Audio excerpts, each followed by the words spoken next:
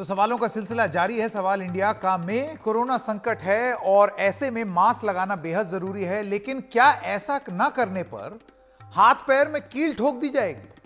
Mask ना पहनने को नियम तोड़ना कहेंगे, लेकिन बरेली के एक शख्स के साथ जो हुआ उसे बर्बरता से कुछ भी कम नहीं कहा जा सकता। हालांकि पुलिस आरोप लगाने वाले पर सवाल उठा रही है और कह रही है कि यह काम उसने खुद किया है। आइए सुनते हैं। मैं घर जा रहा था अपने 150-200 रुपए काम वाले लेके, और जैसे ही मैं घर एंट्री मारी थी वैसे ही बोले इधर आओ, मुझे बुलाया। मतलब किसने बुलाया? सिपाही ने नवाज चौकी के। अच्छा, कोई कर लेते वो हाँ। टाइम पे जब मुझे 4-5 डंडे मारे, भाई सर क्यों मार रहे हैं? बोलते रहे मार्क्स ली गाली बच के, तो मैं सर मैं जेब में लगा ले रहा हूँ बोला। और ये घटना 24 तारीख की है और आज 26 तारीख को ये व्यक्ति अपने हाथ और पैर में कील लेकर आया है और ये ऐसा आरोप लगा रहा है, जबकि ये मौके से ही फरार हो गया था और पुलिस लगातार इसके घर पे दबिश दे रही है। तो इस पूरे प्रकरण में अभी तक पुलिस के ऊपर कोई जो दुर्व्यवहार है या इस तरह की जो शिकायत है। इंडिया का है ये यूपी में ये कैसी ब्रितानी हुकूमत? क्या बात मनवाने के लिए हाथ पांव में कील ठोक दी जाएगी? हालांकि अब पुलिस कह रही है कि हमने किया ही नहीं, उसने खुद ही लगा लिया। मैं स्वागत करना चाहता हूं हमारे मेहमानों का। शांत प्रताप जाटव जी हैं, आप नेता हैं भारतीय जनता पार्टी के। जाटव जी, आपका बहुत बहुत स्वागत। घनश्याम तिवारी, प्रवक्ता समाजवादी पार्टी के, और शरद प्रधान, वरिष्ठ पत्रकार। मैं जाटव जी सबसे पहले आपके पास आना चाहता हूं। पुलिस कह रही है वो तो भाग गया, उसने खुद ही को कील अपने आप ही गाड़ ली उसने हाथ पांव में। ये थोड़ा विश्वास करना मुश्किल है। देखिए, जब विश्वास ना हो तो स्वाभाविक बात है वो जांच का विषय बन जाती है। और यहाँ अगर पुलिस ने इस घटना को अंजाम दिया है तो किसी भी सूरत में उनको नहीं बख्शा जाएगा। और यदि इस युवक ने इस कृत्य को अंजाम दिया है तो ये भी ठीक नहीं है, क्योंकि इस प्रकार की घटनाएं जो हैं कहीं ना कहीं अपवाद पैदा करती है। नहीं, ठीक है, आपकी बात का कहना सही है, लेकिन तिवारी जी अब ये एक फितरत सी बन गई है। मुझे ऐसे लग रहा है प्रशासन में, प्रशासन अपने आप तो नहीं करेगा, जाहिर सी बात है राजनीतिक दबाव होगा। ये क्या तरीका है कोरोना के मामलों को कंट्रोल करने का कि आप किसी को भी थप्पड़ मार दे रहे हैं? मैं सिर्फ यूपी की बात नहीं कर रहा हूं, आप देखिए पूरे देश भर में क्या हो रहा है। प्रशासन अपने आप कर रहा है या राजनीतिक दबाव में कर रहा है? कभी कोई थप्पड़ मार देता है, कभी कोई नीचे गिरा देता है, यहां तो कील ठोक देने की बात हो गई। देखिए, इस तरह के मामले जितने भी सामने आते हैं यही बताता है कि किसी तरीके से प्रशासन को इस तरह की समस्या से डील करने का न अनुभव है, न उनको सरकार ने कोई ट्रेनिंग दे रखी है। और हर जगह मामले जो आते हैं, इस तरह के मामले आते हैं जहां किसी न किसी गरीब पर पुलिस का अत्याचार हो रहा है। उत्तर प्रदेश में ये लगातार मामले इसलिए आए हैं क्योंकि उत्तर प्रदेश की पुलिस आदित्यनाथ जी के ठोको राज्य में जो मन चाहे करना चाहे करती है, और पुलिस के ऊपर कोई नियंत्रण सरकार का नहीं है। बस एक ठोको राज है, उसके हिसाब से पुलिस जब चाहे जो अत्याचार कर लीजिए वो दिखाई देता है। ये भी दिखाई देता है कि किस तरीके से आरोप लगे हैं कि जिन लोगों को गंगा के किनारे दफन किया गया था, उनको अंत्येष्टि दी गई थी, उन लोगों की रामनामी चादरें हटाई गई।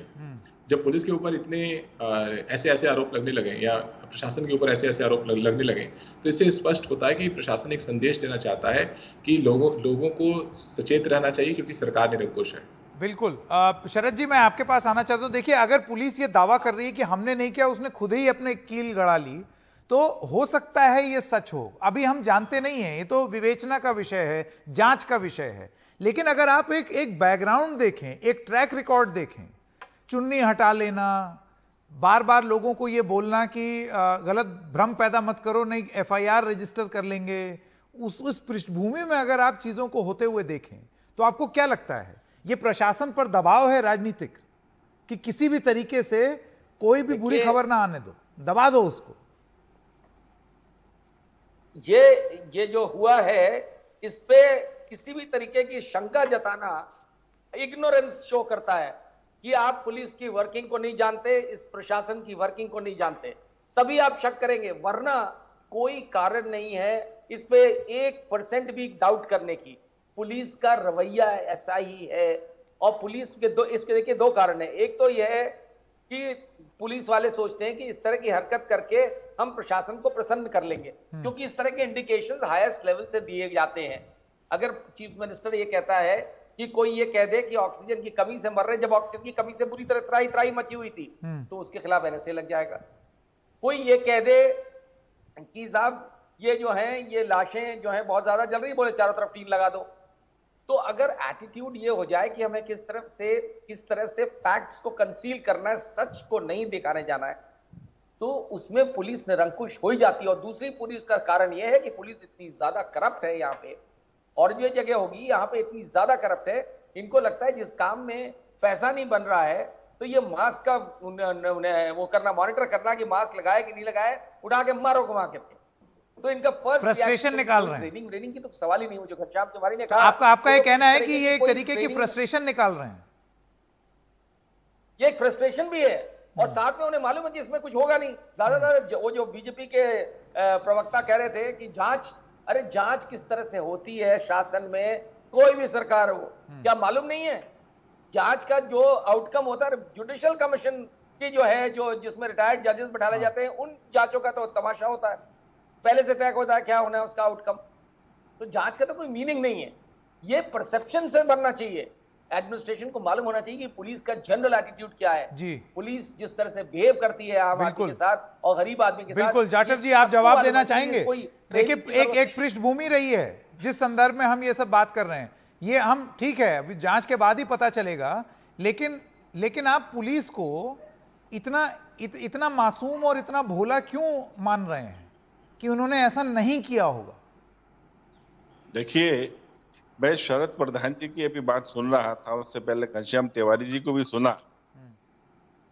दोनों बातों में एक चीज है कि इन दोनों का बयान जो है वो काफी मिला जुला है, और मुझे ये लगता है कि ये दोनों बेशक से अलग अलग ऑर्गेनाइजेशन से हैं, मगर विचार इनका एक ही है। अरे तो उससे क्या फर्क पड़ता है?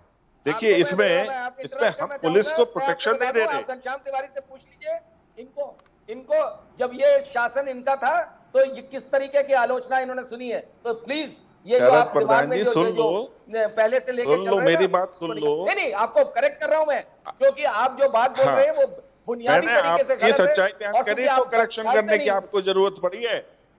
देखिए, आप पत्रकार हैं तो मुझे लगता है कि आपको ऐसा विचार रखना चाहिए जो मुफीद हो। यहाँ पर मैंने पुलिस को प्रोटेक्ट करने की बात नहीं की कि पुलिस सही है, मगर जो घटना हुई है वो जांच का विषय है। दूसरा, आपने जिस तरह से कहा कि वहां पे जहां अंत्येष्टि हो रही है वहां पर क्या नाम है चादर लगाने की बात कही, तो जाहिर सी बात है कि इतना भावुक और दयनीय एटमॉस्फेयर था जिस वक्त में, अगर आप पिछले दिनों देखें तो यदि वो सब आम पब्लिक से बचाने के लिए अगर वहां पे प्रोटेक्शन वॉल या किसी तरीके की चादरें लगाई जाती हैं तो कोई बुराई नहीं है। इसको भी आपने जो है ना सरकार की खामी और कमी बता दिया। अरे पूरे देश में इस आपदा ने परिवार के लोगों को खोया है ना, खुद अपनी माँ को खोया है। सवाल ये हो रहा है कि वो गाड़ने की नौबत ही उसके क्यों आई? बावजूद एक चीज भारी मात्रा में लोगों को उनका अंतिम संस्कार नहीं हो पाया, लकड़ी की कमी हो गई। और दूसरी चीज, जब वो चादर बिछी हुई है तो आपने चादरें भी हटवा ली, संभवतः इसलिए कि कहीं कोई कैमरा ऊपर से कैद ना कर ले, इमेज ना खराब हो जाए। इमेज कोई खराब नहीं हो रही है, पूरे देश में हालात ये थे। हाँ। ये इसमें सरकार पर आरोप लगाने का विषय नहीं है। हाँ। इसमें विषय है कि गंभीरता को देखने का जो आप कितना गंभीर ये बात मानते हैं कि ब्रितानी शासकों की तरह ऐसे कील गाड़ दी, इस बात को कितना गंभीर, अगर वो आदमी सच बोल रहा है जो है, अगर कील गाड़ी गई है और पुलिस द्वारा गाड़ी गई है तो हर हालत में उन लोगों को सजा मिलनी चाहिए।